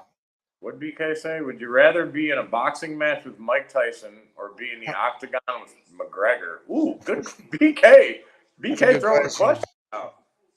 I'll take McGregor. Yeah, I guess it would have to be McGregor. Yeah, I'm gonna take McGregor over Tyson. I mean, is it Mike Tyson now? I don't care. If it's Mike Tyson now, I'm getting in the ring with Tyson. Hell no. Yeah, if it's Tyson now.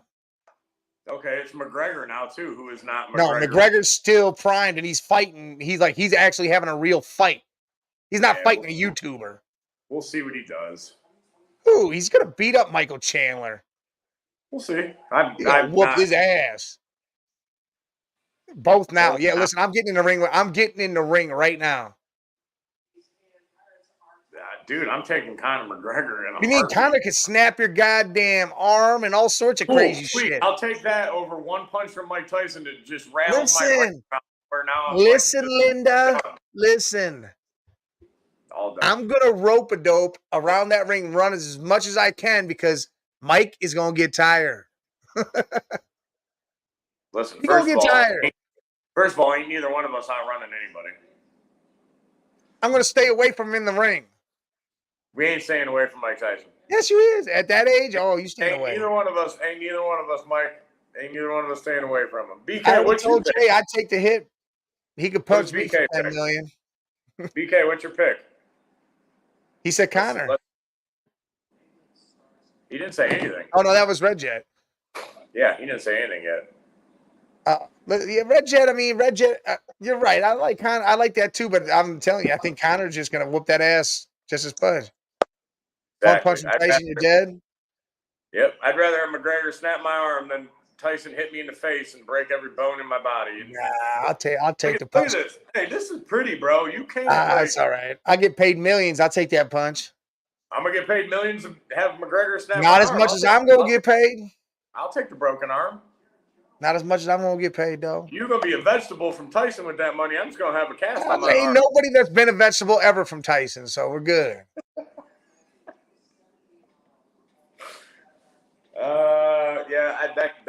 That could be an argument all day. That could be an all-day argument. All right. Well, here. That led to the question I was going to ask before he popped that one. Hold that. What would you rather watch? Would you rather watch box? What? BK will understand this. There's a little kid at my door. Hold on. BK will know what I'm talking about. Hold on. Why is your little kids at your door? What you got little kids at the door for? You got kids running over there. Where my ice cream at?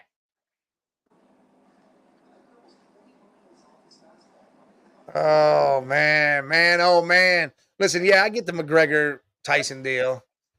What's the neighbor doing over there, BK? Coming over to see you if you're there? All right, I get it. I don't know. Your dad having little kids come over when you're not there, that's not good. But hey, yeah, I mean the Tyson McGregor thing, I mean, I think it's equally both messed up. Because McGregor just wants to hurt you and kill you too. And he can do it in multiple ways. Tyson can only do it in one. McGregor can punch you in the face a bunch of times, break your arm, do all sorts of shit, choke you out. I don't know. I'd rather watch. See, I was just going to ask Beer Cave, what would you rather watch? Boxing or MMA?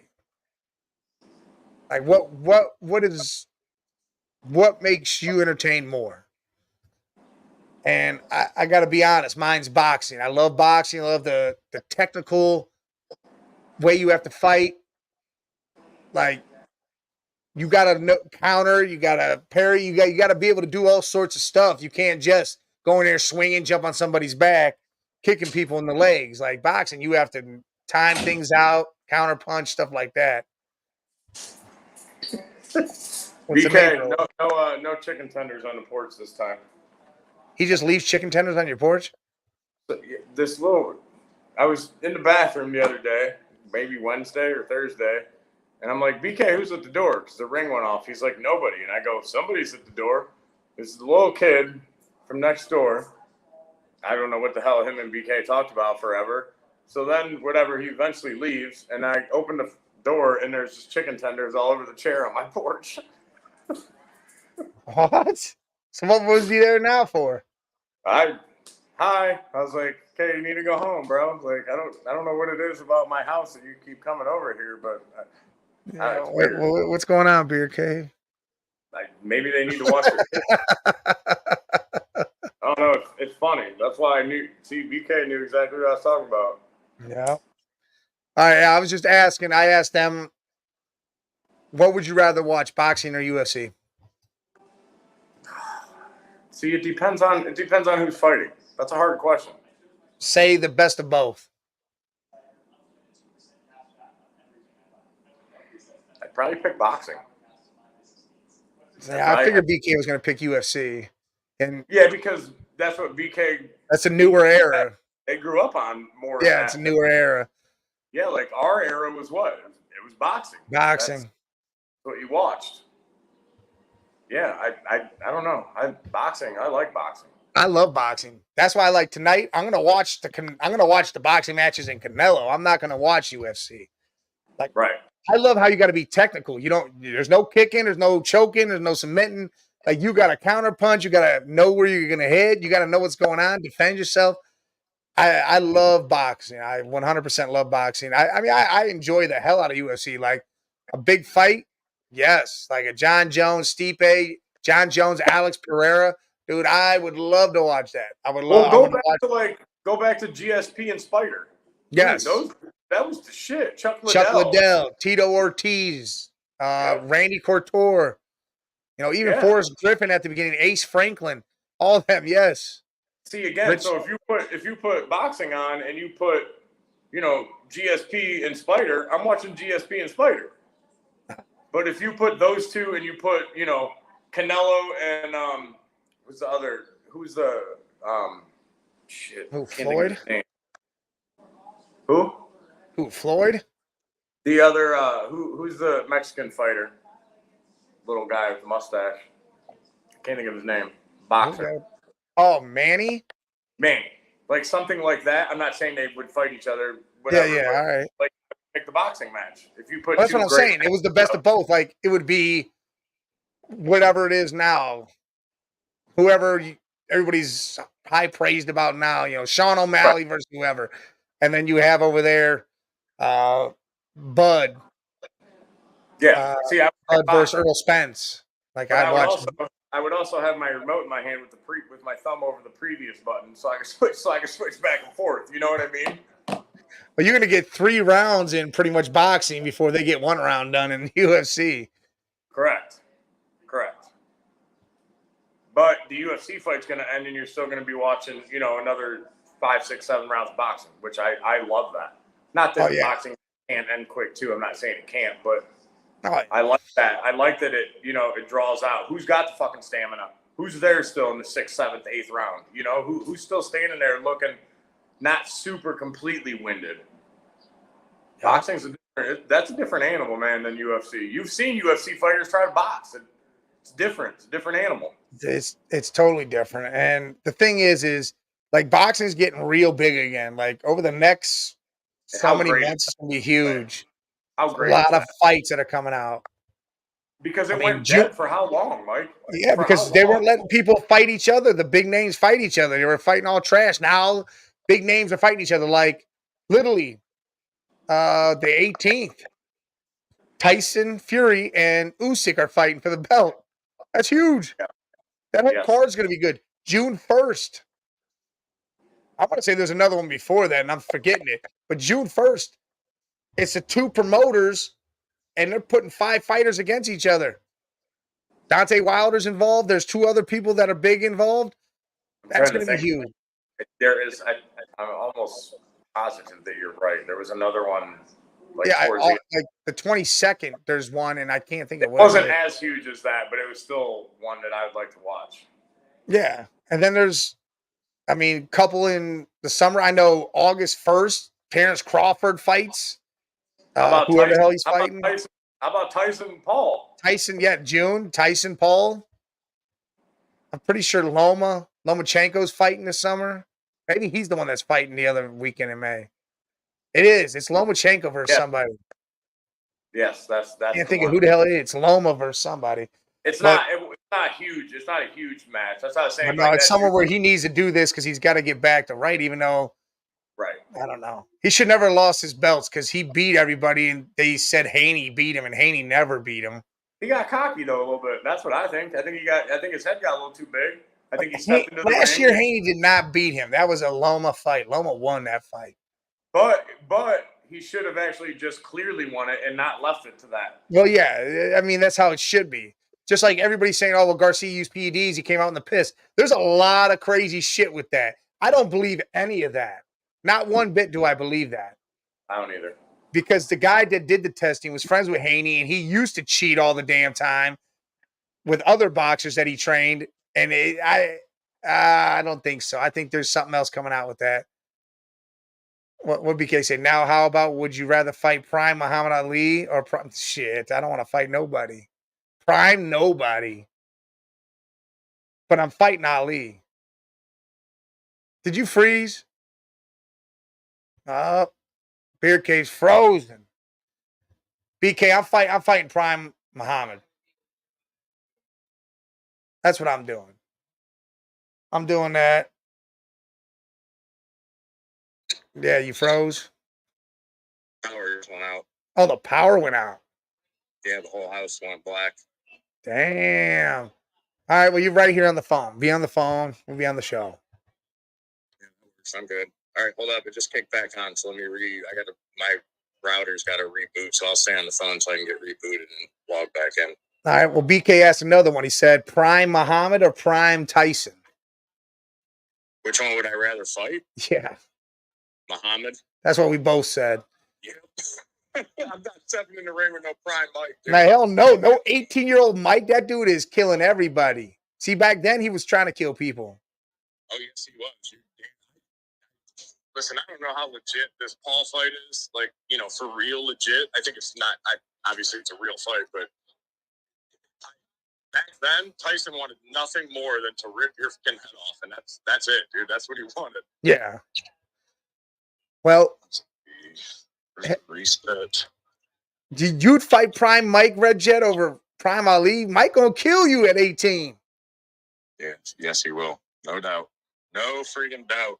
And Jesus, yes, the Browns, it's either they're going to get a huge $1 billion add-on to their stadium now, or if it doesn't go down right, they're getting a brand new stadium like 20 minutes away from where they're at. And it's going to be, Brook Park. Yeah, I know that, but I'm saying 20 minutes because I don't think he knows. Dude, did you see the drawings for that? Anybody see that? That shit looked futuristic. Ooh, isn't it sick, dude? Yeah. It is nasty. I almost want them to do it because then they'll have their own like little town of all brown stuff going on there, all that stuff happening. I was just going to say, that stadium now, whether they upgrade the stadium or not, cool, it'll be a nice stadium. Yeah. It's on an island by itself. Yes. That move to Brook Park, not only do you get a sweet brand new stadium, but you actually have like shit to do. Yeah, so you make a whole day of it, or even like a weekend. Like if you come in, go stay at the hotel, you can go walk around, visit different stuff they got in there. But then you could bring so much more. There could be all different events, Big Ten events, tournaments, everything. Yeah, all year instead of, only summertime with the stadium now because weather. Yeah. The current Bengals and Browns stadium, I think they're both good stadiums. They're almost identical stadiums in a sense. The Browns are a little more open because we want the wind to kick in there and affect the other team's field goal. But they're both good stadiums. It's just I want a dome because I want other stuff to come. We can't have other things here because of that. Yes, I want more action in Cleveland. And with a dome, you're going to get more shit here to watch. Yes. And the best spot. That's literally what it comes down to. Yeah, exactly. More money, more revenue, more things to do. And the best spot to build it is exactly where they're going to build the new one. In Brook Park, 176 acres is already primed and waiting for them to start if it goes that way. So that's where it'll be. Do you know what I can't stand is when people are like, well, they're the Cleveland Browns. They should be in Cleveland. You know how many fucking teams don't play in the city that they're called? Yep, a lot of them. So that is literally like the stupidest argument that I've ever heard. Like, it's just so asinine. Like, who cares? They're still the Cleveland Browns. They're 15 minutes from where they were. Yep. Like, who gives a shit? I hope they move because what they're going to do down there, it's not just the stadium. It's like we said, it's everything. It's the whole day of everything that's there now. It's its own little town. It's fantastic, and I think that's awesome. I hope they do it. I hope they move. Yep, I agree. I get how it's iconic where all three teams are like right there, all walking distance. That's great, and it's going to be amazing if they stay and they get this stuff done there. But I'm all for it. It is on the outskirts, Jesus. It's literally 15 minutes away from where the stadium is now. And the roof thing, yes, because you can't in shit weather states like Ohio, where it's going to snow for 3, maybe 4 months out of the year, you can't have anything. The stadium's obsolete. There's nothing happening there. So it's literally wasting money. So if you had the roof, it actually brings in a lot of revenue. It changes a lot of things that the owner can do. Listen, it's not even like winter. You can't. How many things can you not plan because you don't know if it's going to downpour? Yep. You know, as stupid as that sounds, that's the truth too. Yeah, I mean, nobody wants to go sit somewhere for 3 hours and watch something, and it's downpouring on them the whole time. Yep. I don't know. Even in the summer, you're absolutely right, because if you got a big concert you're going to, and all of a sudden the weather changes and they have to cancel it because of whatever, you'll get your money back, but then you miss out on a show that would have been great. Correct. What if you can't go back when they reschedule it? What if you can't get that day off or whatever? You're out of town. Yep. I mean, SummerSlam's coming. Who the hell wants to sit at SummerSlam in a downpour? That's right. If that happens, I mean, it's gonna be what it is. It's gonna suck, but it's gonna be happen. Right. You know what I mean? And people are going to go. I'm not saying you shouldn't go, but I think some people might be more apt to actually buy that SummerSlam ticket, sitting in a dome and knowing that you're going to be comfortable while you're watching your show that you spent, $100 per ticket to see. Yeah. And yeah, the prelims are on YouTube now. Jesus, hell yeah, that's good shit for you. I'll be putting them on. I'll be watching. Yeah, hey, Backlash already happened, BK. It happened at 1:00 in the afternoon because it was in France. It already went off. They're gonna replay it. There we go. Oh, they're gonna replay it later? Yeah, they show it live, and then they'll you could go on BK. You could go on Peacock right now, buddy, and watch it. All right, I'm not gonna give away no spoilers then because I watched it. I didn't realize it was on early. Where was it? France, you said? Yeah, it's in. Yeah. What was the main event? Cody and AJ. Yep. Man, see, now I don't know if I want to watch it or if while we're doing this, I kind of want to maybe glance over at the old Google and check the results. What's crazy is the first match was Solo Sikoa and Tommy Tonga versus Randy Orton and KO. That was the first match. Wow, no shit. Dude, it blew my mind because that was the one I was like, all right, I'm going to have to wait because I really only wanted to watch it for that. And I'm like, Tonga's a beast. Dude, it's a good one. Was it a good pay-per-view? Is it worth watching? No. That first match was great. The Damian Priest Uso match was great. Should be privately. Listen, the stadium being privately funded, the owner usually pays for it or whatever, but he's asking for the city to pay a percentage of it and add to the taxes of the taxpayers.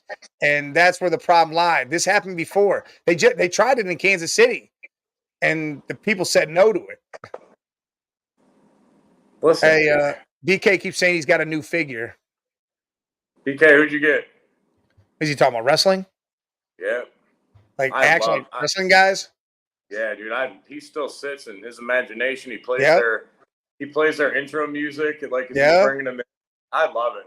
Listen, Dom used to do that. He had the big cage. I had the ring that would play instant. You put the phone up there and it does it. Dude, yeah, Dom was big into it for a long time. He had a bag, like fucking ridiculous amounts. They're never gonna give the belt to him, are they? Who? Uso. So yeah, Cleveland people can vote. The camps. He's got a AEW Pineda Ascoro. Who the hell is that? I don't know. Who's Penta? I don't even know who that is, bro. Sorry, BK. Dad has no idea who the hell that is. Cleveland can vote. The councils is what's going to do it all. The mayor's got to deal with it. It's not that they can vote on it. It's the mayor and the city council is going to shut it down.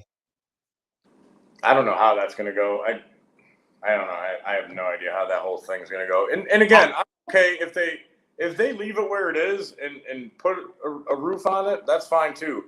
But I don't think they're going to put a roof on it if it stays where it is. It's $1 billion project. If they whatever they're going to do, they said they're going to spend $1 billion. But everything I've heard, nothing. But if it goes, it's $2.4 billion. If it goes, nothing I've heard involves a roof over that stadium if they stay there. Yeah, no, it's just. And if you're going to spend that sort of money, I understand it's 1.4 billion more, whatever. That you're going to make your money back so much faster, like we said, because more things you could do. And look at the revenue, like we said. Open a stadium for tours in the off season because now you have a city around that stadium. People are coming down there to shop, eat, whatever else is going on there, right? Open a stadium for tours. I'd love to drive down to Brook Park, take a tour of the stadium. Yeah. People will probably vote it down. Unless they're thinking again, because people have a hard time where they got to drive downtown Cleveland, because that's the worst thing about it, is parking. You're paying $50 to park. There's no real stuff. Then you got to walk all over the place. People hate that part of it. Bro, I don't know who he is. There's tons of it's by the airport. Look how cool that figure looks, though. Oh, yeah, that is a cool ass dude. I don't know who it is, but it looks sweet as hell. It's one of the masked dudes. That's what it is. I don't know. The Fiend? Yeah, the Fiend, yeah. I love him. I don't know. There's so much more revenue to be made without just the roof, with everything that you could do on top of that. It's just crazy. You can't park at the Browns stadium and walk anywhere. Like, you can park anywhere and go to the Cavs game, go to the Guardians game, walk to the bars, get food. The Browns stadium it's over on an island. So once you're done with whatever you're doing there, you gotta get back in your car and you gotta move again. You gotta get your car out the Muni lot. You can't stay there. Right. You go down for an Indians game or a Cavs game, you park wherever you feel like it, right? And go about your entire day. Yep. And do whatever you want because you're right there in downtown and, you can walk wherever you want to. That's a big difference. It is. That's huge. It is. Unless you know where to park. I park near the stadium. I pay $10 every time I go. Well, my shout out to Coach Dan showed me parking for the Cavs and Indians that's free. It's a secret little area that he showed us. Yeah. Yeah. It used to be a little parking lot right behind a bar. This isn't even a parking lot, dude. It's like 7 parking spots. And if you don't get there, somebody else is going to eat it. You just park and you just walk up a set of stairs, dude, and bam, it's right in front of you. Hell yeah. Yeah, it was sweet. Nice. Yeah, it was good stuff. C60 for parking in Cali. It's like that here. When big events are happening, it ranges $30 to $50. Shit. Dude, some of that, like, depending on the event, $100, $75. Yeah. To park, super close, which, shit, I'm going to walk 30 minutes and pay $20 to park. I'm cheap. I ain't paying $100 to park. Listen, I'll drive. Like, I used to go to Shaker Heights, park my car, and get on the RTA train, go right into Tower City, get out, go to the shit, and then pull back. Yeah, we could head that way in, like, Westlake. If you're leaving from my house, you can stop at Westlake and go. Yeah, hit the RTA. Yep. Yeah, and the RTA pull you right up in there, and you can go walking, get back on the RTA. Right. Here's my $3 compared to my $75. Yeah. I'm cool. I'm good. That's right. 100%. 100%. Yep. Good show today, Mike. Good show. It was a great show until your shit fucked off. But hey, that's been happening all day. I can't help the power going out though. That's crazy. The power glitched out like that. That ain't even my stuff. Like, I was talking to you, and I was like, damn, it got dark in here. And then I was like, oh, shit, yeah, power just went out. Okay, that makes sense. Oh, man. But, hey, again, you don't like that ESPN. It's getting annoying. The Fox Sports 1's getting annoying. Get that Roku. Get that Roku app on your phone, Jesus. You get that. Pay for the Roku app. You'll get that Northeast Streaming Sports app on there, the NESSP. I say it every week. I have it. Yeah, he's got it. You get that and you watch that. It's great. I put it on when I'm, cleaning the house up or whatever, because you don't have to watch. You listen. You can listen. Yep. You can listen to it all. Red Jet, we the real ones. That's right. You know it. That's right, Red Jet. It's what it is. Oh man, what happened? Me and Mike been talking about a few things. Maybe having another show together. So we'll keep you guys updated on that. Oh yeah, we definitely. No matter what, come football season, we're gonna do the fantasy show for real. This coming up here. That'll have to be like a Thursday show or something. Yeah, we will be doing fantasy. I got a couple things lined up for that. I got some people that may join us next week. I don't know. We may have another podcast crew come and join us, and we talk some stuff. Ooh. See what's up. Save a few seats in the cheap seats for somebody. Yeah, bring over them. But yeah, we were talking about doing the cooking with friends and shit. Remember? Have some chat, all that stuff. Listen, we're open. You guys got ideas of what you'd like to see? Yeah, we got a lot of things that are going to come about. But yeah, if you guys got any ideas, some things you want to hear, you want more about, just that, we can do that because that's definitely going to happen.